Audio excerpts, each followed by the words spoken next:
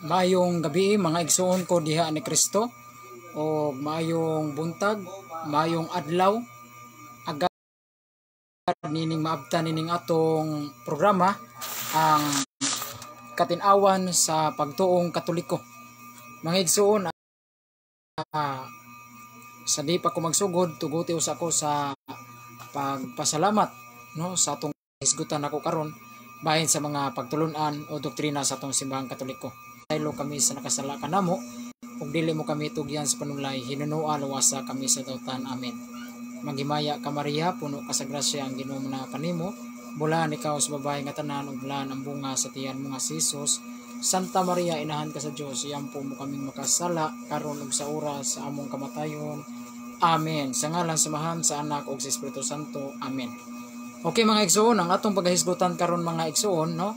Usa sa doktrina sa atong simbahan nga Katolika, bahin ining ang tao naglangkob lamang sa lawas o kalag, no? Ang tao naglangkob lamang sa lawas o kalag. Sa di pa ta magsugod ato sa ning i-greet, no? Kining atong kauban si Elias Mahilom, shout out nga relihiyon nga nagtudlo gyud niini nga ang tao tulo kabahin, lawas kalag espiritu. Gani dun ako'y nadunggan nga Katoliko sad gani, no? Nanudlo nga ang tao kuno tulo kabahin, lawas kalag og espiritu. Muna natingala ko nga dunay Katolikong nanudlo, no? Nahibuon ko nga nanudlo siya nga tulo kuno. Ang tubag dinhi sa atong simbahan, unsa may tao, unsay tao? Ang tao naglangkob lamang sa lawas o kalag.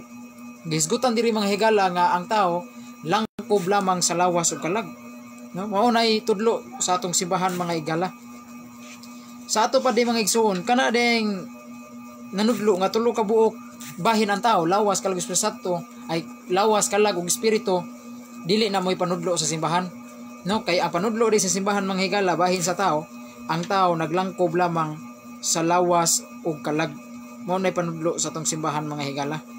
O kanang atong kalag mga igsoon, matud pa sa fundamental sa Catholic dogma, no? Nga kana di atong kalag nga naa sa atong lawas, maura na ang atong espiritu, no? Mao na siya mga igsoon, ato usang giplastada o giplastar ang panudlo official sa atong simbahan.